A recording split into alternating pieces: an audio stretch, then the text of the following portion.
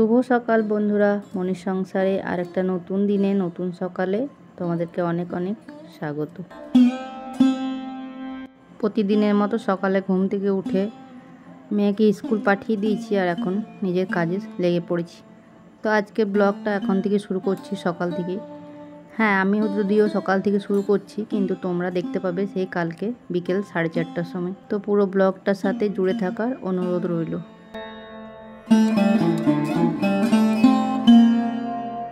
থেকে ঘরটা ঝাঁট দেওয়া হয়ে গেছে আর ছেলে এখনও উঠে গেছে ঘুম থেকে, সবাই উঠে গেছে, সবারই চাটা খাওয়া হয়ে গেছে আর ঘর ঝাঁট দেওয়া হয়ে গেছে আর এখন এই বাসনগুলো ধুচ্ছি।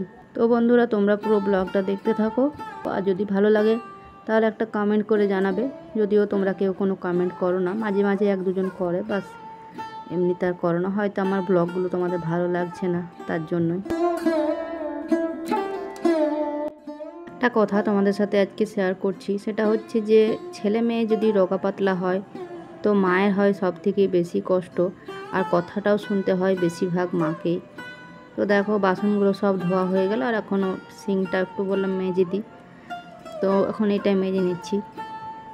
তো এই কথাটা বলছি তার কারণ আছে, কেননা আমার ছেলে মেয়ে দুজনেই খুবই রোগা পাতলা। তোমরা তো দেখেছো, যারা আমার তো আশেপাশের লোকজন তো সবাই জানে, আর যারা নতুন বন্ধু হয়েছো তারাও দেখেছো যে ছেলে মেয়েগুলো কত রোগা পাতলা। তো এই কারণে আমাকে অনেকজনের কাছে অনেক রকম কথা শুনতে হয়, আর কথাগুলো মানে যারা বলে তারা কোনো কিছু ভেবে চিনতে বলে না, যেটা মুখে আসে সেটাই বলে দেয়। যে কথাটা কীরকম লাগবে শুনতে সেটা তাদের কোনো দরকার নেই, অথচ তাদের ছেলেমেয়েরাও পাতলা। কিন্তু আমার ছেলেমেয়েগুলোকে বেশি দেখতে পাই, আর বলে কি না যে কী রে ছেলেগুলোকে খাওয়াস না, তো কেউ বলবে যে খেতে দিস না, তো বলবে এটা খাওয়াস না ওটা খাওয়াস না, মানে এই সব কথাবার্তা। তো এগুলো শুনতে যে কতটা খারাপ লাগে সেটা তারা একটু বোঝে না।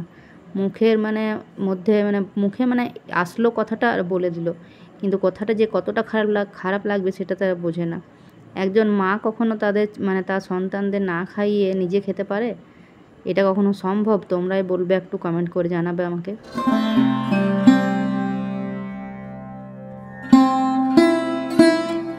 আর ঘরটা তো মোছা হয়ে গেল, এখন সিঁড়িটাও মুছে নিচ্ছি। তো সিঁড়িগুলো তো মাঝে মাঝে মুছি, প্রতিদিন মুছি না, তোমাদেরকে তো এর আগেও বলেছি।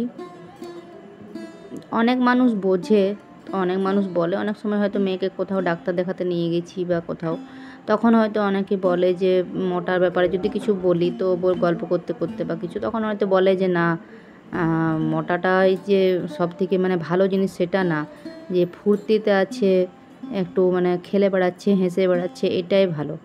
তো যারা বোঝে তারা বলে। আবার অনেকের কাছে কি হয় যে রোগা পাতলা বলে মানে খুব কথা শোনায়, যে খেতে দিস না, খাওয়াস না, এটা খাওয়াবি ওটা খাওয়াবি, এই আর কি।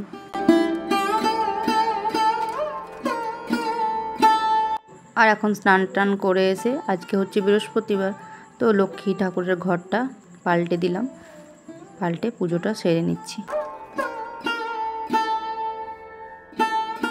আর ওর বাবা আজকে সকালবেলাতেই সবজি নিয়ে চলে এসেছে, তো সবজিগুলো এখানে রেখে দিয়েছিলাম সব কিছু, তো বললাম পরে যখন কাটাকুটি করবো তখনই একবারে ঢালবো।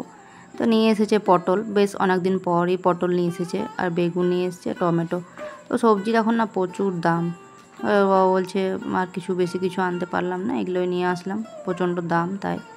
আর ডাল ভাত বসিয়ে দিয়েছি, আর ডালে কয়েকটা আলু দিয়ে দিয়েছি জলখাবার খাওয়ার জন্য। আজকে তো বৃহস্পতিবার, তো আর মুড়ি খাবারটা কিছু বানানো হয় না প্রতিদিন, তো তোমাদেরকে তো বলেছি যে বেশিরভাগ আলু সিদ্ধ আর বেসন এটাই বেশিরভাগ করি, ঘুগনি টুগনি খুব কম হয় যেদিন পারি সেদিন, আর কোনো কোনো দিন হয়তো বাসি তরকারি থাকলে সেটা দিয়েও খাওয়া হয়ে যায়।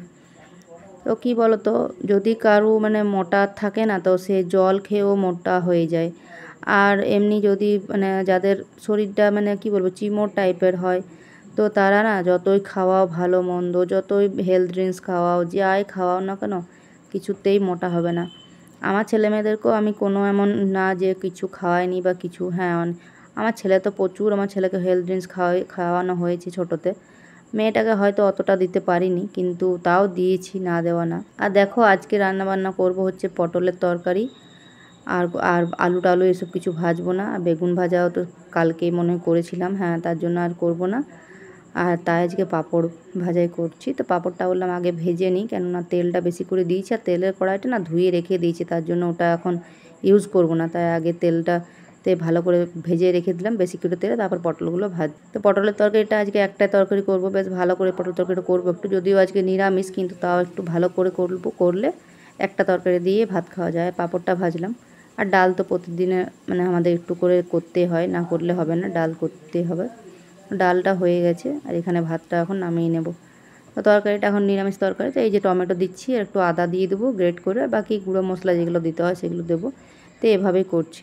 আবার অনেকে হয়তো ভাবতে পারে এই তো রান্নাবান্না, একটা তরকারি একটা ভাজা এই তো করে, আর বেশি তো প্রতিদিন ডিম মাছ মাংস এসব আমাদের হয় না। তো যাই হোক, তো অনেকে ভাবতে পারে যে এটা দিয়ে আর কি হবে, সেই যে তো দেখো এই সবের মধ্যে তো এগুলো তো আমিও খাই, সবাই খাই আমাদের বাড়ি। তো যাদের মনে করো শরীর লাগার, তাদের শুধু ভাত খেলেও লেগে যাবে। যারা হয়তো আমাদের থেকেও আরও মানে কি বলবো, মানে আরও অনেক মানুষ আছে যারা হয়তো শুধু একটা তরকারি দিয়েই ভাত খায় বা 3 বেলা ভাত খায়, এই অনেকে থাকে। তো তাতেও তাদের চেহারা দেখো দেখার মতো হয়। কিন্তু আমার ছেলেমেয়েগুলো তো খাওয়া দাওয়া তোমরা দেখেইছো যে কীরকম ওদের মানে বিচার করে করে খাওয়া দাওয়া, এটা খাবো না ওটা খাবো না, চিরিক পিটিক করে খাওয়া দাওয়া। ঠিক করে যদি খাবারটা না খায় তাহলে কি করে শরীরটা লাগবে? এত চিটপিটিক করে খাবার খেলে কি করে শরীর লাগবে বলো? এটা খাবো না ওটা খাবো না, কেউ আমার মেয়ে তো আবার শিখেছে এখন মাছটা শুধু খাবে, মাংস খাবে না, ডিম খাবে না, খাসির মাংস খাবে না, শুধু চিকেনটা খাবে আর একটু মাছটা খায়। আর ছেলে তো কোনো সবজি খায় না, তোমরা তো জানোই। আর দেখো এইসব আমার রান্নাটাও হয়ে গেল। তো দেখো পটলের তরকারিটা বেশ মানে ভালোই হয়েছে। আর পটলের তরকারি পটল আমার খুব ভালো লাগে খেতে, আমারও ভালো লাগে, আমার বড়েরও ভালো লাগে। খায় না শুধু আমার ছেলে মেয়ে তাও ভাজাটা খায়, তরকারিটা খেতে চায় না। তো যাই হোক, রান্নাবান্না কমপ্লিট হয়ে গেল। আর এখন গ্যাসটা মুছে পরিষ্কার করে নেব। আর ওদিকে মেয়েকে খেতে দিয়ে দিয়েছি। তো ও তো স্নান করার পরও খাবার খেতে চায়, ওকে দিয়ে দিয়েছি। তারপর এখন গ্যাসটা মুছে নিচ্ছি। তো এসব কথাগুলো আমার নিজের কিছু মানুষ আছে, মানে আমার রিলেটিভ, একদম যে আমার বাড়ি কেউ লোকজন তারা না, আমার কিছু রিলেটিভ, দূর সম্পর্কের রিলেটিভ, তারা এইসবগুলো বলে। মানে ওদের বলতে কিছু অসুবিধা নেই, মানে বললেই হলো, মুখের ওপরে যা খুশি তাই। তো তাদের নিজের ছেলে মেয়েগুলোকে দিকে তাকিয়ে দেখে না একবারও যে তাদের ছেলে মেয়েগুলোর চেহারাগুলো কীরকম আছে। শুধু হ্যাঁ, অন্যকে বলতে পারলেই হলো যে খাওয়াস কি না, খাওয়াচ্ছিস না কেন, খাওয়াস না, খেতে দিস না, এই সমস্ত কথাবার্তা। তো এই আর কি বলবো তোমাদেরকে বলো। তো কী বলতো, আমি অনেককে এমনও দেখেছি যে যারা হয়তো প্রচুর খাওয়ায়, মানে ফল ডিম মাছ মাংস প্রচুর খাওয়ায়, তা সত্ত্বেও তাদের ছেলেমেয়েদের চেহারা একদম ওই একই অবস্থা থাকে। মানে আমার ছেলেমেয়েগুলো যেরকম সেরকমই থাকে। এখন মার্কেটে প্রচুর ওষুধপত্র বেরিয়েছে, আমি চাইলে ওষুধপত্র খাইয়ে ছেলেগুলোকে মোটা করে দিতেই পারি, কিন্তু ওই সমস্ত জিনিসপত্র আমার একদম পছন্দ নয়। আর আমার ছেলে এখন ইদানিং মানে ওর বন্ধুবান্ধবরা বলছে এটা ওটা, তো এখন অনেক কিছু ট্রাই করছে, এটা ওটা মানে খাচ্ছে আর কি। কোনো সময় ওই 2 দিন করছে মোবাইল দেখে, সয়াবিন জল, তো ছাতু, তো কেউ বলছে যে ব্যায়াম করতে, তো করছে টুকটাক, কিন্তু ওই 2 দিন থেকে 3 দিন ব্যাস, তারপর সব বন্ধ। তো এইভাবেই আর কি। তো কী করব বলো, না মোটা হলে আমার তো কিছু করার নেই, যখন মোটা হবার তখন হবে। আর এই সব কারণে না আমার আর কোথাও সেরকম যেতে ভালো লাগে না, নিজের বাড়ি আর ওই বাবার বাড়ি যাই এই আর কি। কেননা বেশি কোথাও গেলে না মনে হয় যে আমার ছেলে মেয়েগুলোকে নিয়ে সবাই কথা বলবে, এই পাতলা কেন, এসব নিয়ে বলবে। আর এইসব বলেওছে অনেক বছর আগে আমার দিদার কাজে, যখন আমি মামা বাড়ি গেছিলাম না, তখন আমার মেয়েকে নিয়ে অনেকেই অনেক কিছু বলেছিল। মেয়ের তখন একটু অসুস্থ ছিল, শরীর খারাপ হয়ে গেছিলো, আর মামা বাড়ির পাড়ার লোকজনেরা বেশি বলেছিল, খারাপ লেগেছিলো খুবই খারাপ। যাক গে সেসব কথা। তো অনেকটা সময় পেরিয়ে গেল তোমাদের সঙ্গে বলতে বলতে। তোকে খাওয়া দাওয়া সেরে দুপুরে একটু শুয়েছিলাম, মেয়েকেও টিউশন পাঠিয়ে দিয়েছি। আর এখন বিকেলবেলা একটু চুল টুল আঁচড়ে আর এখন একটু ঘরটা ঝাড় দিয়ে দেবো, ঘরটা ঝাড় দিয়ে আবার কাজ শুরু করব। তো এখন একটু কিছুক্ষণ রেস্ট করার পরে আবার কাজ শুরু হবে। আর এই যে এখন চুলটা আঁচড়ে একটু আসলাম, ঝাড় দিয়ে দেওয়া হয়ে গেছে। আর একটু বাইরেটা বললাম দেখি দাঁড়িয়ে, সারাদিন ঘরের মধ্যেও ভালো লাগে না, বোর লাগে।